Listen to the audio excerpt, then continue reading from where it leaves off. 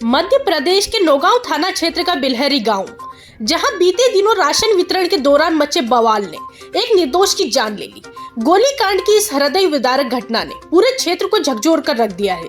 आज इसी गांव के कुम्हार टोली में पहुंचे समाजवादी पार्टी के प्रदेश अध्यक्ष डॉक्टर मनोज यादव, जिन्होंने मृतक पंकज प्रजापति के परिजनों से मिलकर संवेदना जताई और एक सशक्त संदेश दिया। अन्याय चाहे किसी भी वर्ग के साथ हो, समाजवादी पार्टी हर पीड़ित के साथ खड़ी है।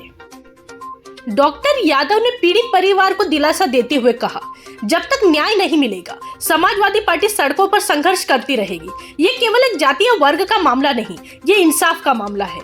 उन्होंने साफ कहा कि चाहे पीड़ित पीडीए से हो या सामान्य वर्ग से, समाजवादी पार्टी बिना भेदभाव के हर पीड़ित के साथ न्याय की लड़ाई लड़ेगी।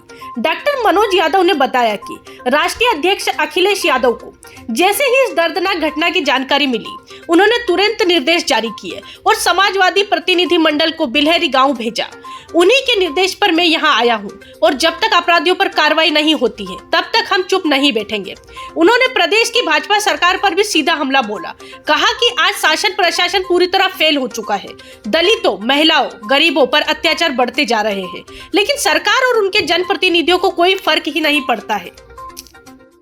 उन्होंने आगे कहा कि भाजपा नेताओं को जनता की नहीं, केवल चुनाव की चिंता है, लेकिन समाजवादी पार्टी सत्ता के लिए नहीं, न्याय के लिए लड़ रही है। परिवार आज भी सदमे में है, लेकिन समाजवादी पार्टी के साथ खड़े होने से उन्हें एक उम्मीद की किरण जरूर मिली है।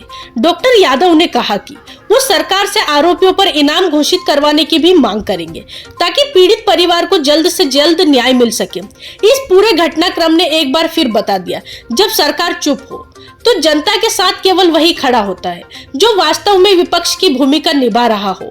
और आज समाजवादी पार्टी ने वही किया, जनता की आवाज बनकर सड़कों पर उतरी। ग्राम पंचायत बिलहरी की कुम्हार टोली में मृतक पंकज प्रजापति के परिवार के जनों से मिले, उनकी पीड़ा को समझा है। क्या कहना चाहिए आप?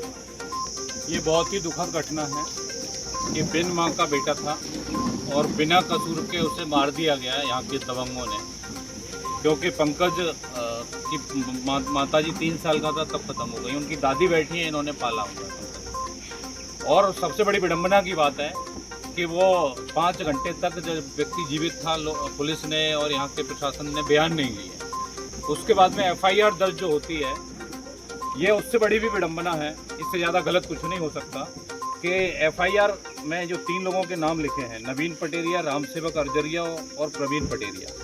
प्रवीण पटेरिया अकेला गिरफ्तार हुआ है जो अपराधी है। ये 2 अभी भी फरार हैं।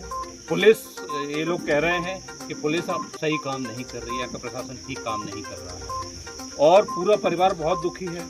यहाँ पे एक सावन दीक्षित नाम का उनके परिवार का कोई व्यक्ति है, वो इनको धमकी भी दे रहा है कि ये तो अभी टेलर था, पिक्चर अभी बाकी है, तो क्या और ये लोग मर्डर करेंगे? इतनी यहाँ पे छतरपुर जिले में जो गुंडागर्दी चल रही है, आए दिन घटनाएं हो रही हैं और दलित और हमारे जो पिछड़े भाई हैं, आदिवासी भाई हैं, उनके साथ तो बहुत ज़्यादा निंदनीय घटनाएं हो रही हैं। आप देखेंगे तो पूरे परिवार के जो लोग हैं उनके सब दुखी हैं। 2 भाई थे, एक पहले ही खत्म हो गया था, जो अकेला बचा हुआ था वो भी चला गया। उसकी दादी जिन्होंने पाला है, उनका रो रो के बुरा हाल है और पूरा परिवार को आज तक पुलिस ने कोई सुरक्षा तक नहीं दी है। इनको लगातार धमकियां मिल रही हैं। इससे ज़्यादा दुखद कुछ नहीं हो सकता। समाजवादी पार्टी माननीय राष्ट्रीय अध्यक्ष जी को पता चला, अखिलेश यादव जी को, उन्होंने कहा तुरंत जाइए, पर पीड़ित परिवार से मिलिए और इस आवाज़ को उठाइए। ज़रूरत पड़ेगी तो वो भी आएंगे, लेकिन समाजवादी पार्टी इस परिवार के साथ में है, क्योंकि हमारे जो भी हमारे पीडीए के भाई हैं, कोई भी किसी के साथ भी अपराध और अत्याचार होता है, समाजवादी पार्टी चाहे सामान्य वर्ग का भी हो, उसके साथ खड़ी रहेगी और जब तक इनको न्याय नहीं मिलेगा तब तक इस लड़ाई को लड़ेगी।